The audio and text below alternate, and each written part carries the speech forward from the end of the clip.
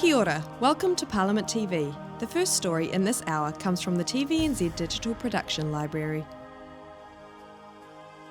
After the Labour Party was defeated in the 1993 general election, Helen Clark successfully challenged Mike Moore for the leadership of the party, becoming the leader of the opposition. Clark struggled to win public support, and by 1995 her leadership was under attack. This report from the assignment program was broadcast in November 1995.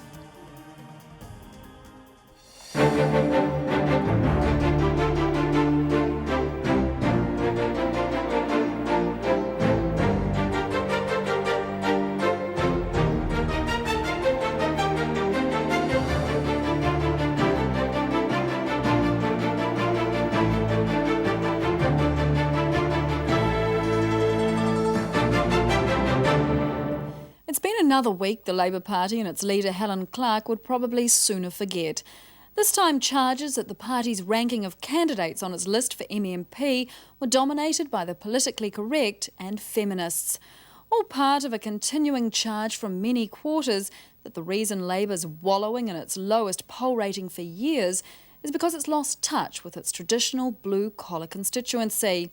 And as the charges continue, more and more people inside and outside Labour are asking how much longer the party can afford to have Helen Clark as its leader. Assignment spent the past 10 days with Helen Clark, with some of her critics, and with those who are in the frame as potential Labour leaders. Richard Harman with this report.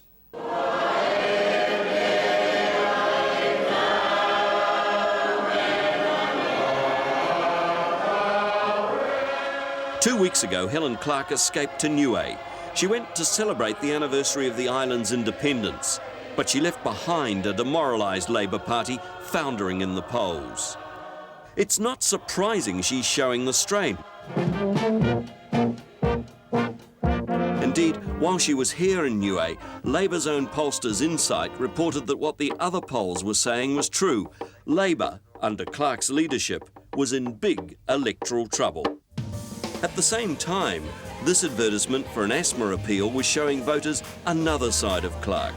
But for Labour, the image of being in touch may be too late.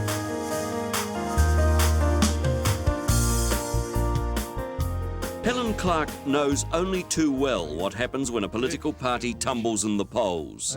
In 1989, she was a key mover in the plot to topple Geoff Palmer, and she herself led the campaign to topple Mike Moore after the 1993 election. I want to say that I am honoured and proud to have been elected leader of the Parliamentary Labour Party, and I feel humbled that I have been asked to take this role at this very critical time in the history of New Zealand politics. Now a Labour caucus made weary by 3 leadership coups over the past 7 years must once again decide whether it isn't time to change its leader. But is it really that simple? Is it really fair to blame all of Labour's current woes on Helen Clark? And would a change of leader make all that much difference anyway? Is the real story perhaps the grim realisation that Labour's days as a major political party are over? Certainly this year's One Network News Colmar Brunton polls offer no comfort. Since May, support for Labour's dropped by over a third, and what must worry Labour even more is who has left, the young people and the men. Labour's now predominantly supported by women aged over 25. So now Helen Clark's on the road, trying to save, if not her leadership, at least the party. And what's apparent is that key Labour frontbenchers are also on the road.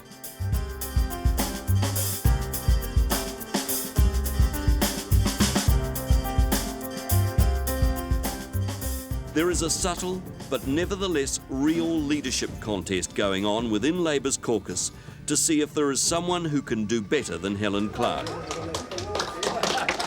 In the second part of this programme, we'll look more closely at that contest. But first, where has Labour gone wrong?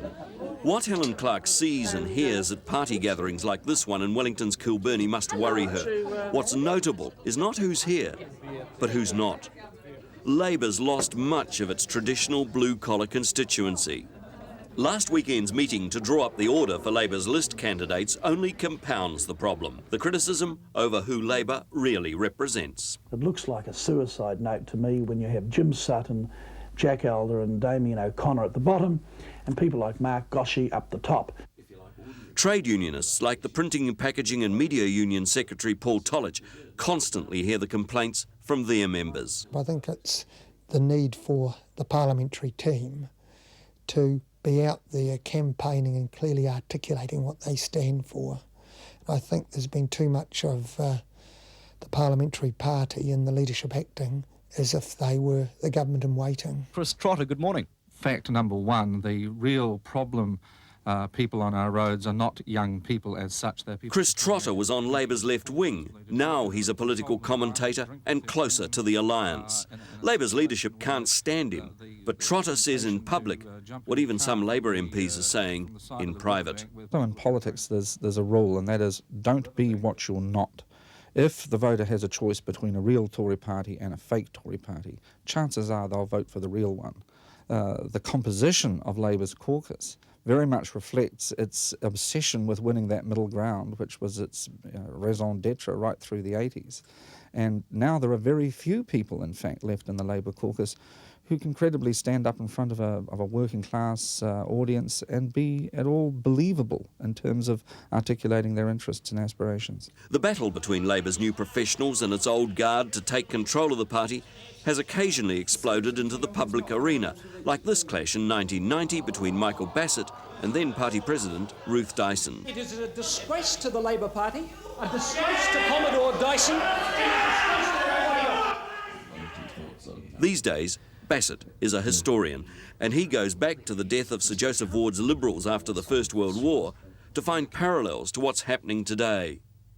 What happened there was that a party came up on the left, in this case it was the Labour Party, and it sort of put the Liberal Party between, if you like, a rock and a hard place, and eventually the area for the Liberal Party declined, but more particularly the party itself became a sort of a home for fanatics and faddists of various kinds that had very little support amongst the populace at large.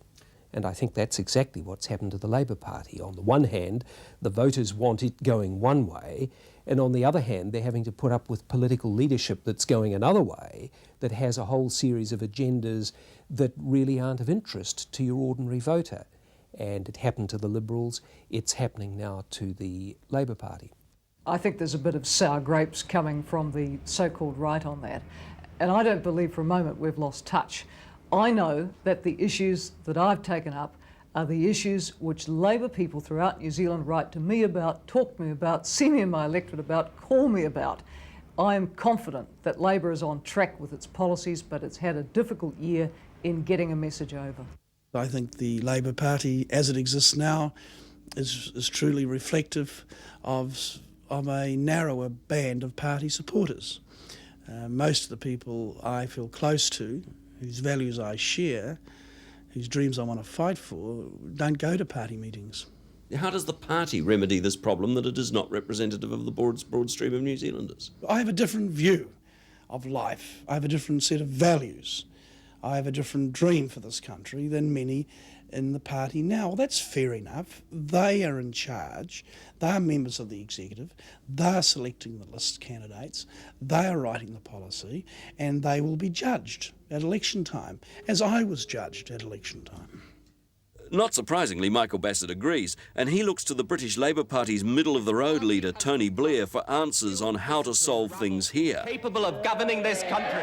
I think that you can trace it back to an undemocratic constitution, which, as the years have gone on, have enabled people to put their agendas on the Labour Party, and so the thing has become a party of faddists.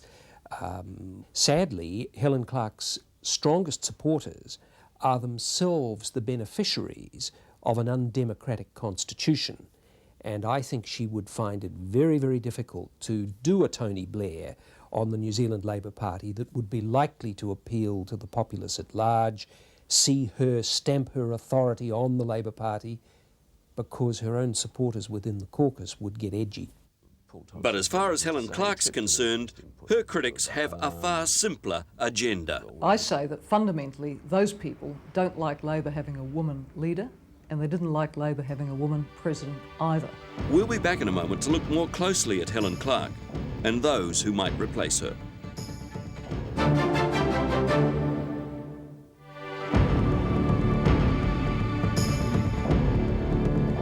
In the wake of last month's disastrous poll results, Helen Clark did what politicians do when they're in a corner. She hit the campaign trail. But what was also obvious was that she wasn't the only one.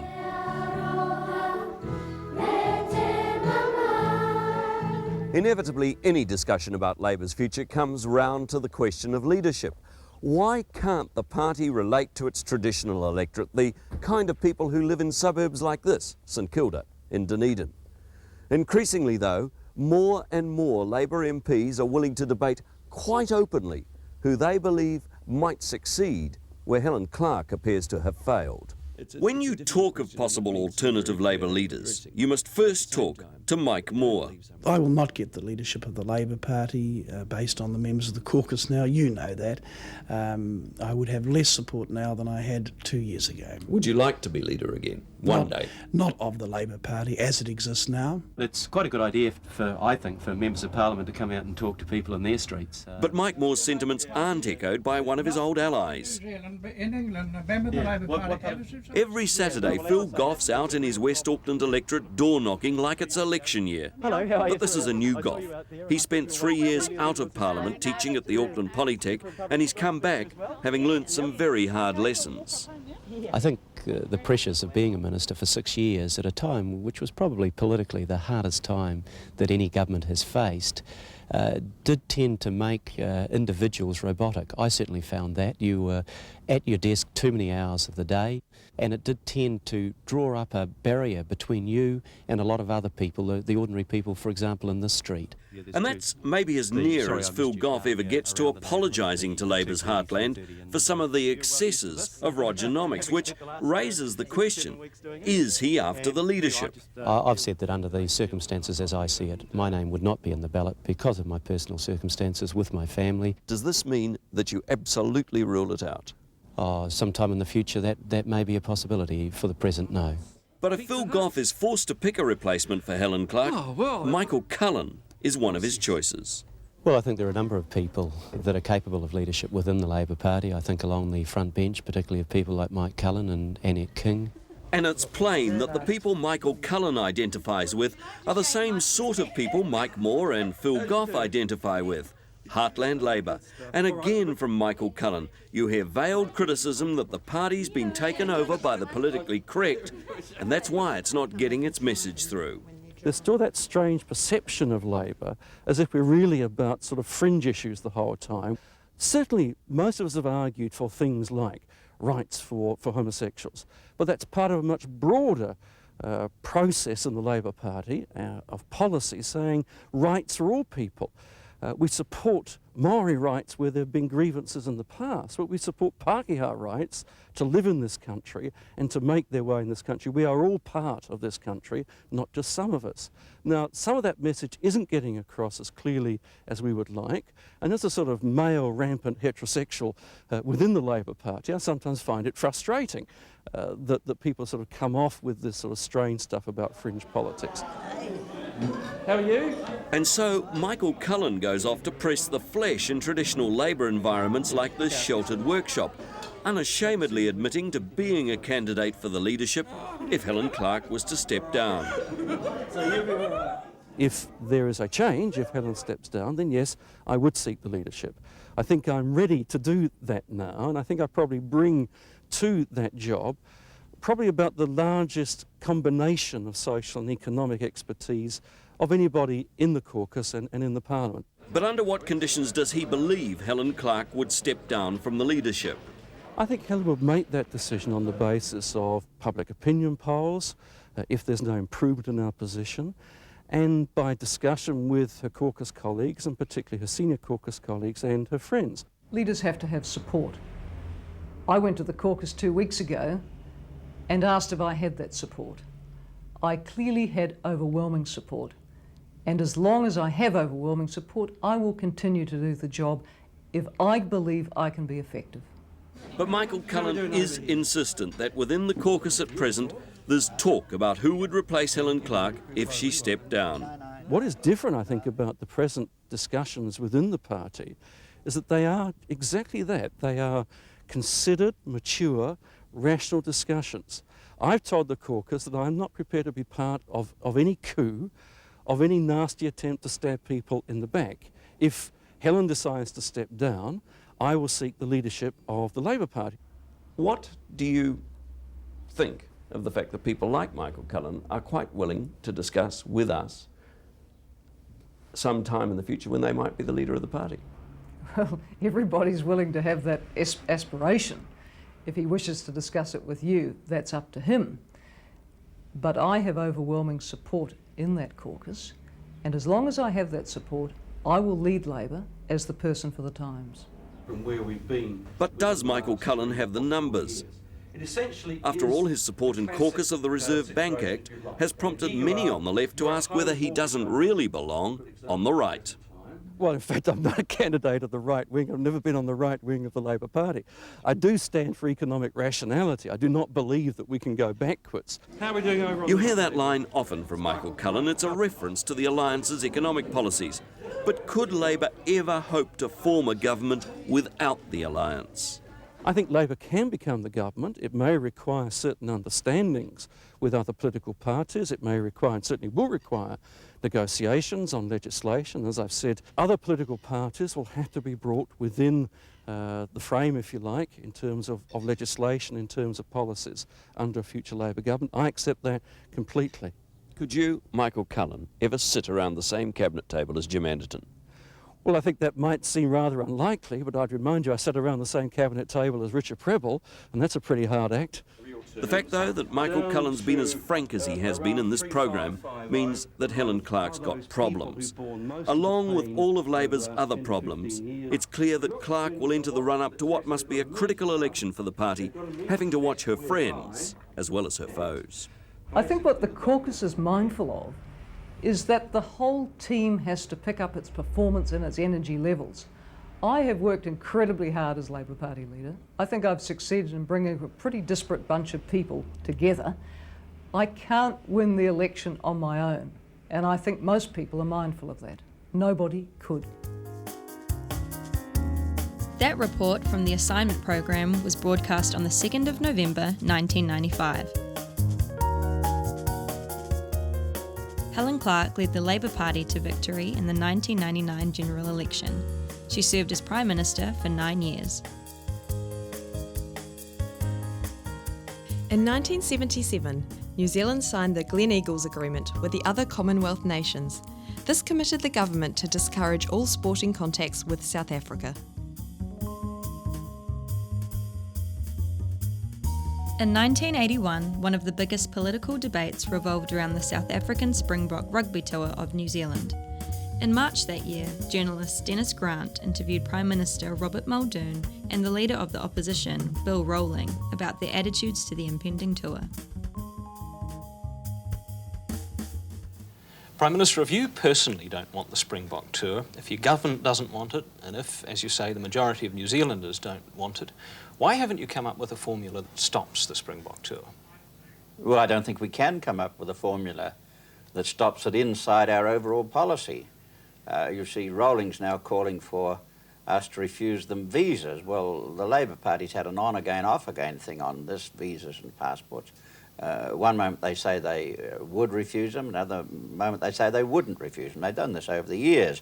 Our policy's been consistent, that we would endeavour to persuade sporting bodies to not have these contests, and if the sporting bodies are adamant and go ahead with it, then we're not going to interfere by withholding visas or passports. I said that at Gleneagles, and we've said it ever since. But that's the upshot, isn't it?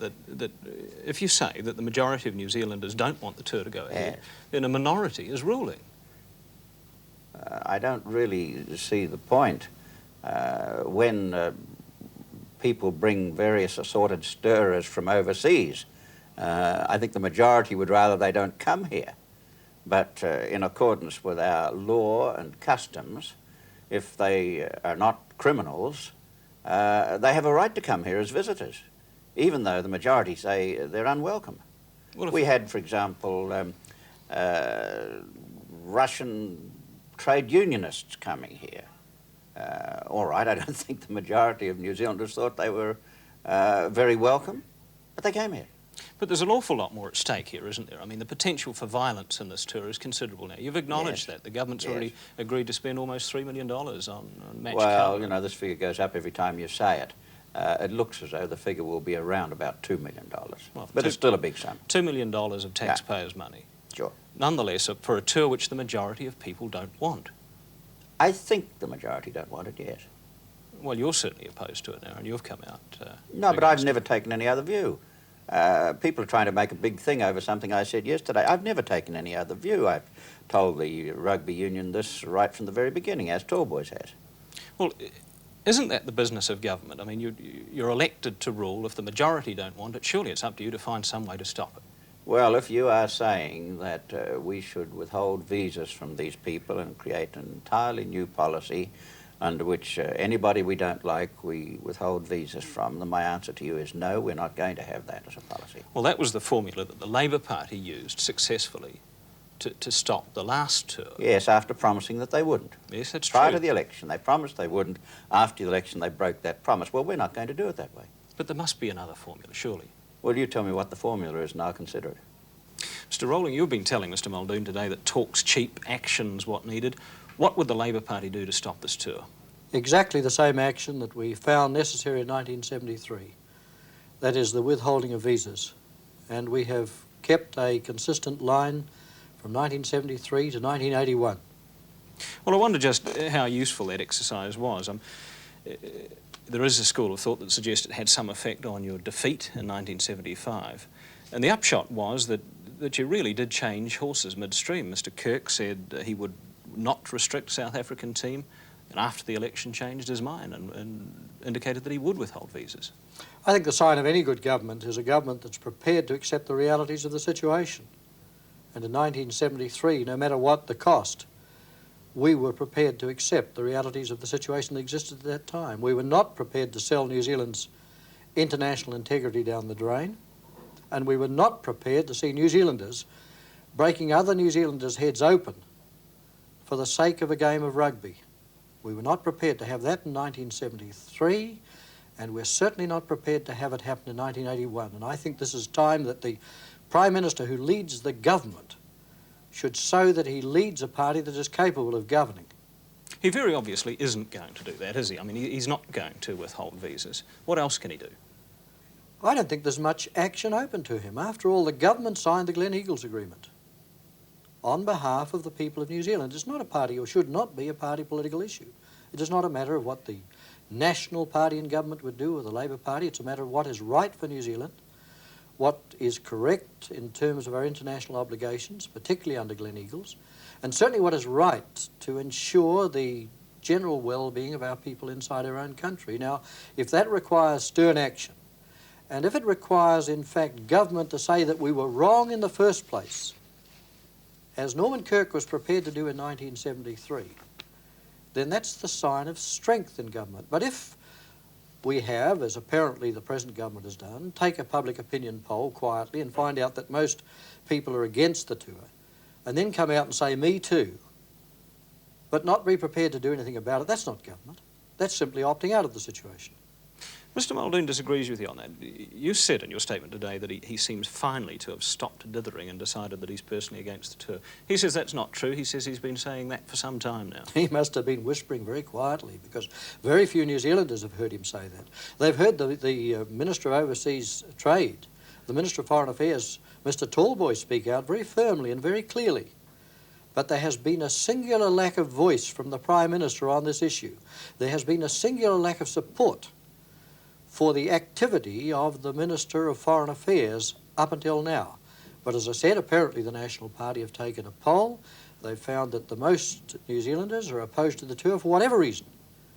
And the Prime Minister's decided that this is the time to climb on the bandwagon.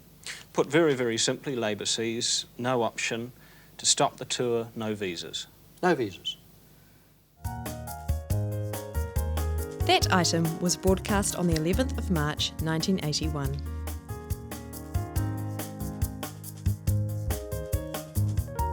In June 1981, broadcaster Ian Fraser interviewed Ben Couch, who was the Minister of Police and Minister of Māori Affairs.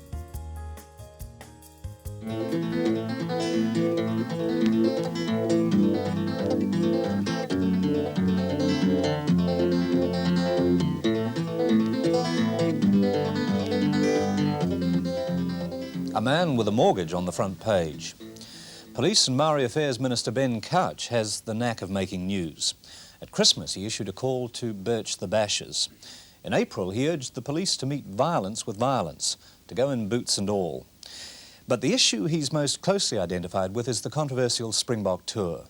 Mr Couch supports the rugby union's efforts to carry on sports contact with South Africa. Not surprisingly, perhaps. He's a former All Black and Maori representative on the rugby union. He couldn't wear the black jersey in South Africa in 1949. Maoris weren't welcome on that tour. But he's visited the Republic once in 1970 and again in 1974.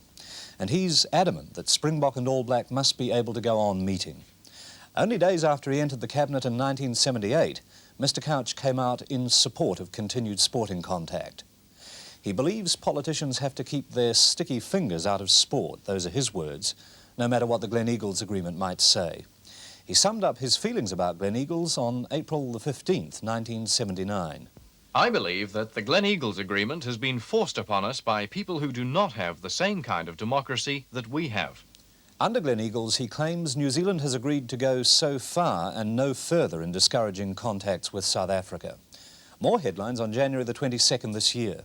The police minister said, "If demonstrators go out of their way to disrupt and then demand police protection, I say, let's say to the police, don't get involved."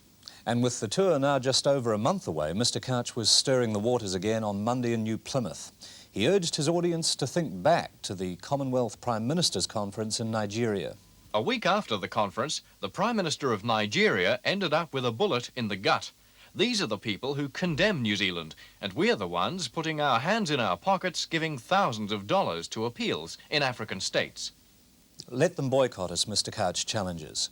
He says he's appalled that people like Dr Abraham Ordia can appear on New Zealand television and tell New Zealanders what they should be doing. In the same New Plymouth speech last Monday, Mr Couch asserted, "There is an ingredient in New Zealand's democracy which says we have a right to go where we like. We can go to hell if we want to, and know where to find it." If we know where to find it. Mr Couch, I wonder when you say we have the right to go where we like, whether you aren't confusing the issue. No one, surely, is suggesting that New Zealanders should be denied passports to go where they choose to go. No, the protesters are under the impression that we should stop New Zealanders from having passports or visas from other overseas visitors coming here. Which protesters? Well, the protesters, Heart and Care. When they come out and start saying that we should stop the visas for visitors, this government has said it would not. No, you see, Mr Ordia, who I did an interview with a couple of months ago, made it very plain that he and his colleagues do not expect the New Zealand government to deny New Zealand citizens passports, but the issuing of visas, in their mind, is an entirely different matter. Well, we have said as government that we will not stop any issue any visas from people that are coming from overseas, like the visiting sports teams. We've never ever stopped them, and we don't intend to do that. Are you saying that denying visas to visitors like the Springboks is the same thing, in your mind, as denying passports to New Zealanders to travel? No, that's slightly different there. We as passports holders in New Zealand have got the right to travel anywhere we wish to, but we have refused to kowtow to the Heart and Care people when we say that we're going to stop visas for visiting sports teams. How then do you explain the fact that in April last year your government denied a visa to a Soviet cosmonaut, and that it's your government's policy to deny visas, for example, to Soviet cultural groups? We've never ever stopped the culture groups from coming. Anyone with sporting contacts. I'm sorry. Mr. Malcolm, the Minister of Immigration, said on the 23rd of March this year that scientific, educational and cultural exchanges between New Zealand and the Soviet Union were suspended in January last year. If they applied for visas, they would not get them. Well, if they are coming as government officials of countries we don't recognise, such as the North Koreans... but we recognise the Russian government. Yes. Well, you better ask Ozzy Malcolm that, then, when it comes to refusing visas to the Russians, as you said. But you see, the point I'm trying to get at is that you have been saying that we in New Zealand have the freedom to associate with who we please. Right. And that it is your government's policy not to violate that principle by denying visas. To any sporting country that wished to come here, that is right. Could you tell me what the difference is between a sporting exchange and a cultural exchange, or a scientific exchange, or an educational exchange? Well, when it comes to the sporting contacts with any other country, that's easy to define. This government will not defer or stop any of them from coming. But if they come as government officials to governments that we don't recognise, well, then that's a different story. But what is the difference between a sporting contact? What is the moral difference between a sporting contact and a cultural contact? Well, I know what is sporting. When it comes to culture, I see no reason. The Russians come here. I've been to see their ballet. Now, where do you actually say that we've stopped culture visits from Russia? I'm not saying that. Your colleague, the Minister of Immigration, said 2 months ago that it's the government's policy to deny visas to cultural, educational and scientific groups from the Soviet Union. Well, are you not aware of this element of government policy? I think you better ask Ozzy Malcolm that to clarify that point. I know that the Russian ballet have been here, other cultural visits from other countries have been here, and we haven't stopped them. Not only that, but the Prime Minister on April the 8th last year at a news conference said that the government had denied this Soviet cosmonaut I was talking about a moment ago a visa. It's not simply one instance. It's been going on now for more than a year. I'm not aware of that. You see, what I'm trying to suggest is that if you can deny visas to Soviet cultural groups, you couldn't you, also deny them to Springbok rugby teams? We have never said that we would stop them. And I've never known a cultural group from Russia to be stopped yet. But can I just ask you whether you see the principle as being the same? Well, I don't think it needs to be any defined there when both are quite welcome to come. It could be for another reason why they were denied, but not for culture. If you were to discover tomorrow, visit. if you were to discover tomorrow that it was the government's policy, and at least 2 of your colleagues suggest that it is government policy to deny visas to Soviet cultural, educational and scientific groups, would you accept that the principle could be the same with regard to visas for Springbok tourists? I'd have to find that out definitely from the Minister of Immigration. Would that cause you to change your view if the Minister of Immigration said, yes, that is our policy? Well, that all depends. That all depends. It depends on what? I don't believe that he has said that. I can't accept that because I know that these culture visits have been coming from Russia. I'm quoting Mr. Malcolm from the Evening Post, the 23rd of March, 1981. Well, I'm not aware that he stopped Russians from coming here on a culture visit. This business of cutting off contact with the Soviet Union for scientific, educational and cultural exchanges, which began in January last year, you're suggesting that that has not been discussed in Cabinet? No, not on that issue at all.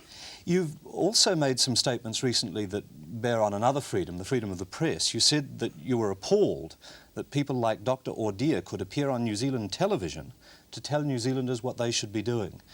Does that mean that you believe that critics of the tour should not be able to appear on New Zealand television? No, not at all, no. When Ordeer is allowed to come over here and tell us that we should do what exactly he wants in denying our freedom of choice of who we shall welcome and who we shall not. No, to me, that's just not on. And yet, in 1949, Mr. Couch, we didn't send Maoris and the All Black team to South Africa because the South Africans didn't want us to. They told us to leave Maoris out of the team. They told us what to do. We did it. And so far as I can tell, you made no protest about that at the time. There was no protest in 1928 when George Napier and 1 or 2 others, Jimmy Mills, weren't allowed to go to South Africa too. Same in 49 and the same in 60. But racialism hadn't raised its ugly head to the extent that it has now. And I think it was in 1973 when Sir Keith Holyoake said, no Maoris, no tour. That changed. No, 1967, I'm sorry. And that gave the opportunities for a combined team of Maoris, an Islander, and Pākehās to go in 1970. Let me just ask you, though, whether we shouldn't be consistent in the application of this principle. If it was all right in 1949 for the South Africans to interfere in our domestic policies, surely it's also okay now for someone like Dr. Ordia or any other Nigerian or black African to attempt to interfere in our domestic policies now? Well, as far as the New Zealand Rugby Union is concerned, it's their prerogative to promote rugby here in New Zealand, not to tell other countries what they should do. And that's applicable now. Why should we be interfering with the domestic matters or affairs of other countries? I'm just trying to get from you an admission that this, in your mind, is a movable principle. In 1949, you were perfectly happy to accept that the South Africans could tell us that no Maoris should be in that all-black rugby team. They interfered then in our domestic affairs.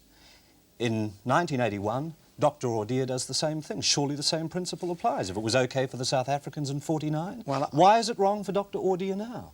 Well, if it comes to the New Zealand Rugby Union, I'm not aware that the South Africans ever told us at all what teams we should actually send there. We were under the impression of the Apartheid law then that it could be a little bit difficult, but I know in 1918 or 1919 Maoris did go there. And but that was just after the war when they did their tour of South Africa. Do you believe in apartheid? No. You see, you said in that speech in New Plymouth last Monday, and I quote you, they have problems in South Africa, all right, not in hundreds of thousands, but in millions. What are their problems? We're talking about people over there that have problems in housing, they got problems in separate development, they got problems there of talking of millions of people, just not like back home here we've got hundreds or thousands. We're talking about millions over there, and they've got a problem. Who do you blame for those problems, the blacks or the whites? Well, it's a situation that has grown in South Africa. We know that there's about 4 million whites and there's about 18 million blacks. And of course they've got a minority government there, but they have also in the other countries of Africa, there's about 50 including South Africa, and the other 49 have got minority governments or suppressed by the police or by the army. But if it's a problem, and you say that South Africa has problems running into the millions, would you agree that it's a problem that the whites have created for themselves? To a certain extent, and it's for the whites over there to solve that problem, not people from outside that country, nor the United Nations. It's an internal domestic matter. Do you believe as a Maori that you're inferior to a European, to a white? No. Where did you ever get that idea from? I'm not, I'm asking you. Do you believe then that the South African black is inferior to the South African white? Certainly not. No, we're all the same. We're all children of God.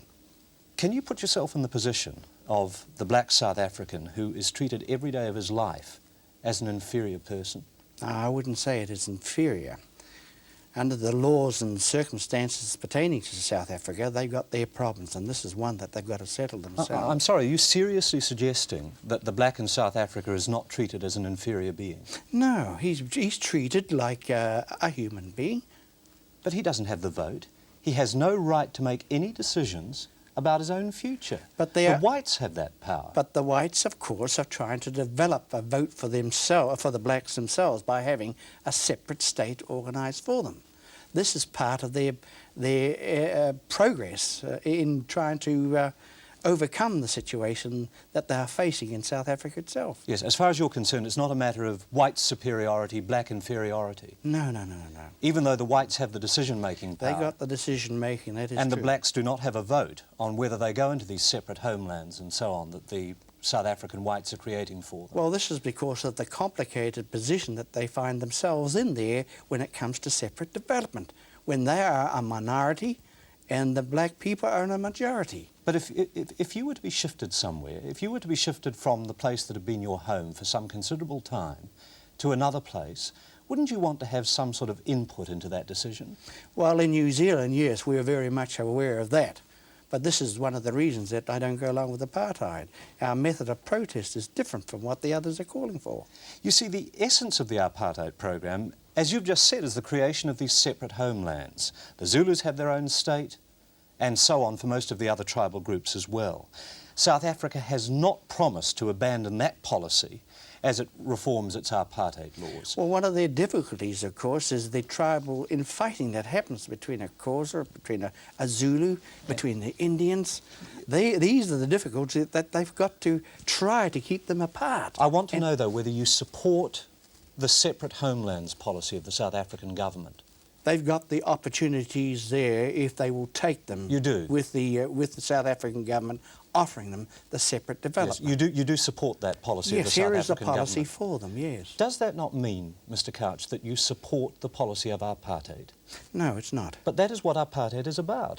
To a certain extent, No, yes. not to a certain extent. Apartheid is about separate development, about people living separately. Well, I've told you... And that is the essence of that policy. Well, I've told you that I'm against apartheid, that separate development. But for the circumstances that are in South Africa at the present time, it is difficult for both you and I to just sit here on this program and tell them what they should be actually doing. They have got a problem. Yes, I'm not denying that. But when it comes for the separate development of those people over there, if they want to keep the causes apart from the Zulus, from the Indians, and that was one of the reasons that the All Black team didn't go in 1948, too, because of the infighting that was there. They have got the problems of trying to keep these people apart. They've got to have a separate development for it. But for separate development here in New Zealand, you seem to be saying well, I'm not asking you about New Zealand. I'm asking you your feelings about South Africa. You seem to be holding two points of view at the same time. You're saying, on the one hand, I don't support apartheid. On the other hand, I do support separate development. But apartheid is separate development. Yes, in South Africa itself.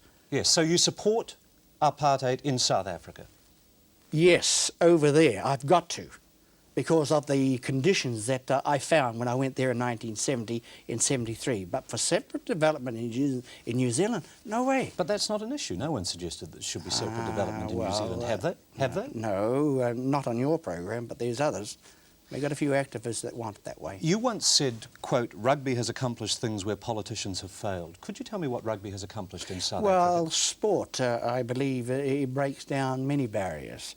Now, as far as South Africa is concerned, I believe rugby has helped to break down the apartheid system there. Could I just challenge you on that for a moment? Because as you pointed out a moment ago, we've been playing rugby with South Africa since the 1920s.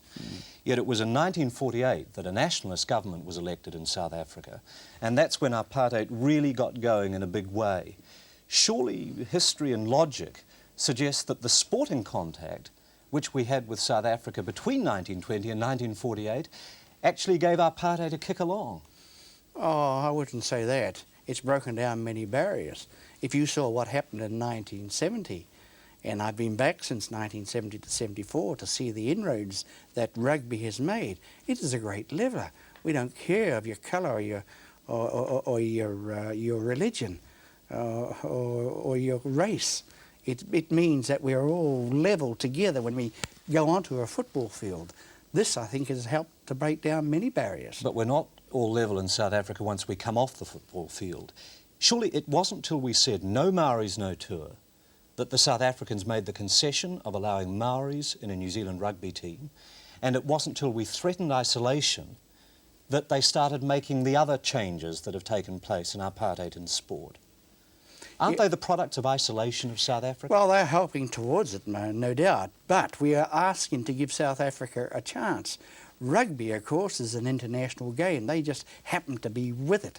And, of course, we pick out, and so do all the protesters, pick out South Africa, as a scapegoat. But if you're going to go a little bit closer and look at the rest of the world with their ideology, with their means of suppressing their people, where do we draw the line? Are we just concentrating on South Africa? I believe South Africa should be encouraged. But from what she should be encouraged to break these laws, down these apartheid laws, and this is what rugby has actually accomplished. But now from what you've just told me, you are suggesting that you're not saying that isolation has never worked? No.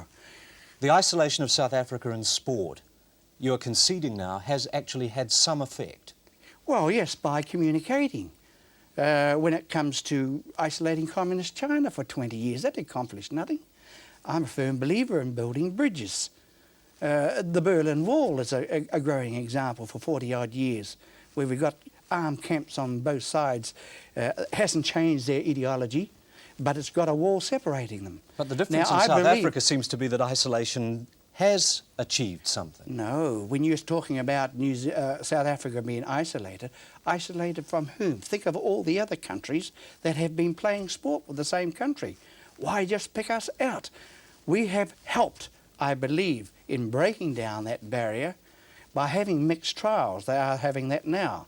This didn't happen in 1970, but it's happened since. This, of course, is what a lot of New Zealanders like to see. Could I quote you something that a former South African Minister of Sport, who is now the Minister of Community Development, Dr. Cullen, said recently? He said quite bluntly that isolation of South Africa had worked. Well, he might be in a better position to say that coming from South Africa. I wouldn't comment on that. Would you accept his word? But I know this, that since we have been to South Africa and continued to play with them, along with all other countries throughout the world, we've broken down this barrier. Now, there's evidence to prove that. No, the evidence surely proves that the isolation of South Africa, or the threat to isolate South Africa... You're talking a little bit different there when you're talking about the threat. Maybe that's one of the reasons. I don't know. You better ask South African that. You would concede, would you, or wouldn't you, that the threat of isolation might have made a difference to South Africa's policies? It could have helped, yes. Do you think it's possible to support the tour and to support the Gleneagles Agreement at the same time? Yes. As a government member, of course, we all go along with the Gleneagles Agreement. This was the agreement that was, I would say, forced upon us. And we accepted. In the context, it was written that we will use persuasion rather than deny our own people the right to, deny them the right to travel, or overseas people, sporting teams, to come to New Zealand. What the Gleneagles Agreement specifically says, and I quote, is that it's the urgent duty of each government to withhold any form of support for and to take every practical step to discourage contact or competition with South African sportsmen. Well, Can you, Ben Couch, really say that you have attempted to dissuade or to discourage the rugby union from its contact with South Africa? As a national government, we've done exactly that. We have tried to persuade them, but we will not go that extra further to stop them. But surely the doctrine of collective cabinet responsibility means not just that the government as a body has to attempt to dissuade, to discourage the rugby union, but that you as a cabinet minister in your public utterances also have to attempt to dissuade and to discourage. I've done that as far as the Gleneagles Agreement is concerned. I have gone along with government. But you said you support sporting contact with South Africa. I support the Gleneagles Agreement. We go as far as that's concerned. We've gone to that end, and government has done that. But when it comes to sporting contact with any country, I believe, not only South Africa, but for any country, including the Romanians who've been here, including the Russians, which I believe you'll see a team here soon, including the Argentina, that we don't go along with their ideology and their government.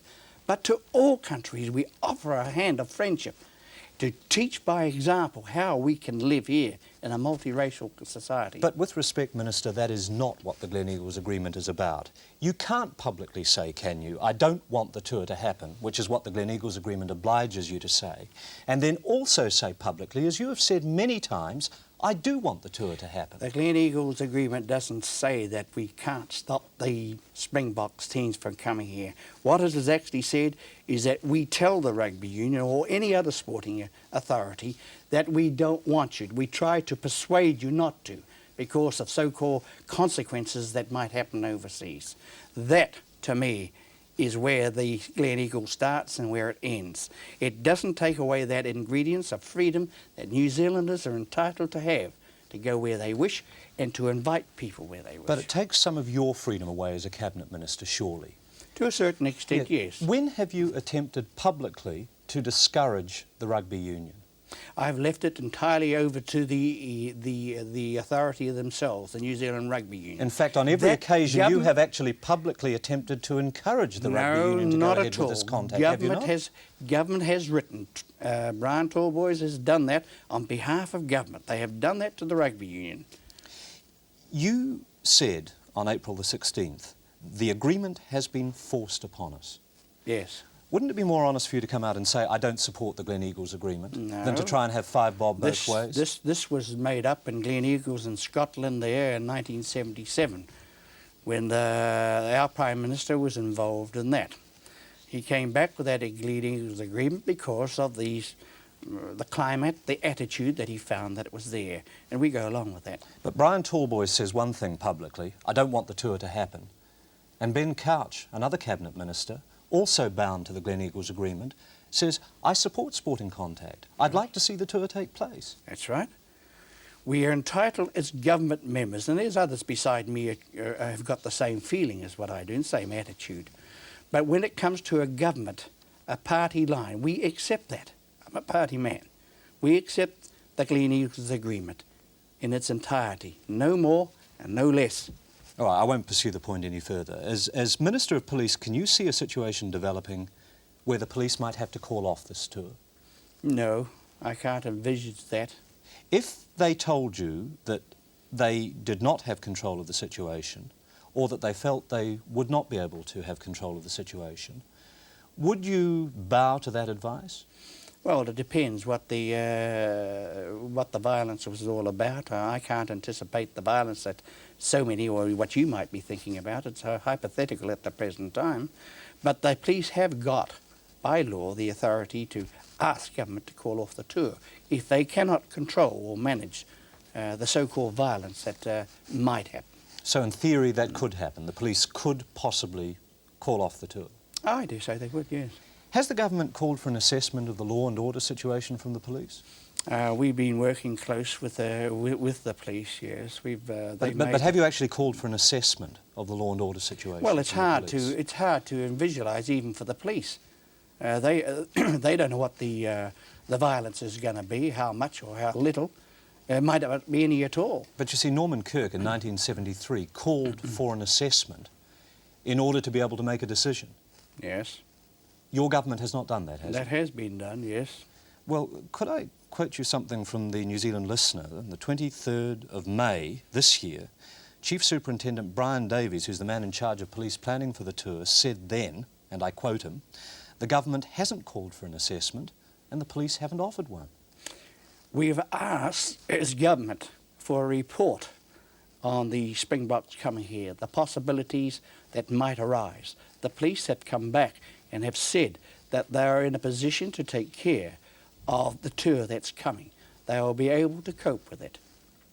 So you are saying that Chief Superintendent Brian Davies is wrong, that such an assessment has been made by the police? I'm not saying that at all. As far as I'm aware, I'm under the understanding that the police can take care of the necessary arrangements for the forthcoming tour. You see, it's conceivable, isn't it, that if you had such an assessment from the police, that assessment might force your government to reconsider about this tour? No, not at all. As far as I'm concerned, as I say before, we have been given from the Commissioner that they will be in a position to take care of the necessary arrangements for the tour, up to a stage, and including what might happen or what not, or what may not happen. And that's difficult to assume. You see, the Secretary of the Police Association, Bob Moody, in the same article that I quoted from the Listener from a moment ago, predicted mob violence worse than any seen before in this country, with rugby fans the worst perpetrators. If you had an assessment of the type that Norman Kirk got in 1973 from the police, might that not force you to reconsider? No, whatever Bob Moody has said, that's entirely over to him. He's the Police Association Secretary. But whether the association has said that or Bob Moody saying it, it could be a different matter. Can I just ask you very briefly and finally, is it your view that the demonstrators are going to get it and that they deserve whatever's coming to them? No, not at all. Look, when it comes to the tour itself, the rugby supporters don't want trouble. The police don't want trouble, they're there to prevent it. So this only leaves one group that is howling and screaming for the tour to be stopped, that if they don't, they could use their violence that you're talking about now. It's only hypothetical at the present time. But I believe that the police can take care of the necessary arrangements for any team, whether it's the Springbok or any other side that comes to this country. Mr. Couch, thanks very much indeed for joining us on Newsmakers. Thank you. We're back with another edition at the same time next week. Till then, good night.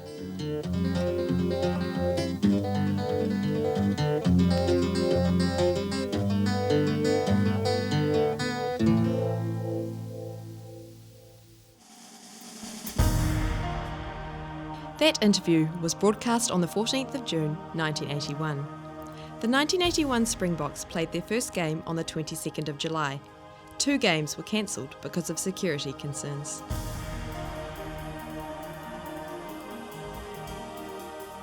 Their last game was the 3rd test against the All Blacks at Eden Park in Auckland on the 12th of September. The All Blacks won the test series 2-1.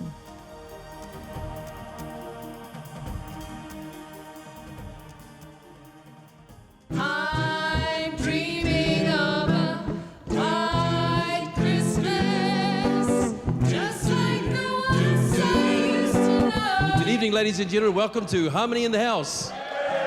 When the Speaker took a group of 9 MPs up into Vanuatu and the Solomons, we went and visited a small village in Vanuatu called Malay Village at the school. There was one of their classrooms still suffering the long-term effects of Cyclone Pan. So we decided that we would make this a little project to raise funds to help them build a classroom for their school.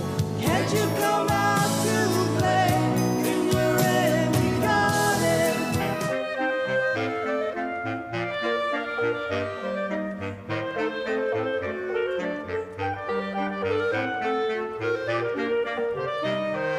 We've got a couple of members of Parliament who are out the back in the kitchen, and they're actually going to be doing a bit of a Master Chef type challenge. Yeah, g'day folks, my name's Kitty Allen, I hail from the East Coast. Here in the kitchen tonight, I ain't here to muck around. I'm here to win, and I think I've got the most experience. I've worked in a fish and chip shop, I've worked in a Burger King. I'm here to win this, don't care who I'm taking on, but you're going down tonight, mate, you're going down. It's time to eat your greens.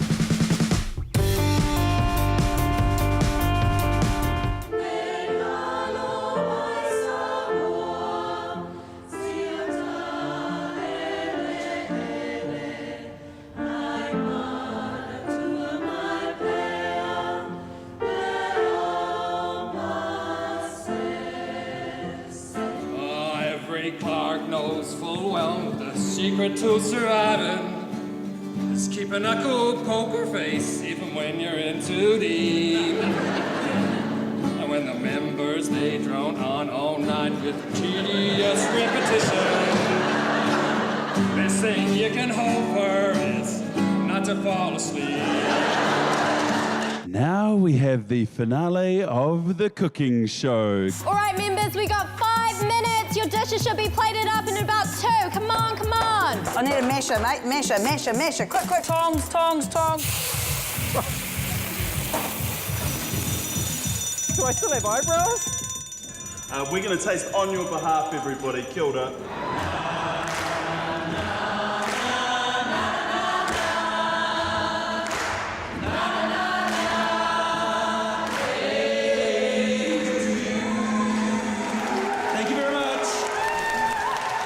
After the events of this last few days, we felt compelled to sing this song.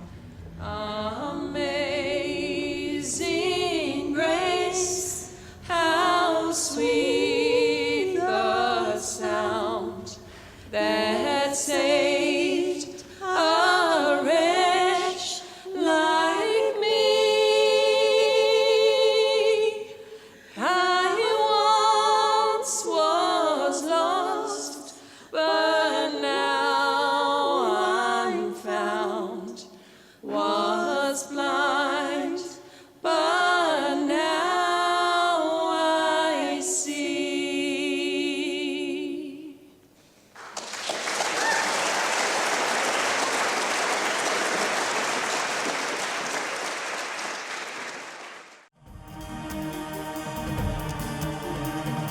some contemporary insights into the workings of Parliament, you can view a collection of short videos from the Spotlight on Parliament series. Just head to the New Zealand Parliament website at www.parliament.nz.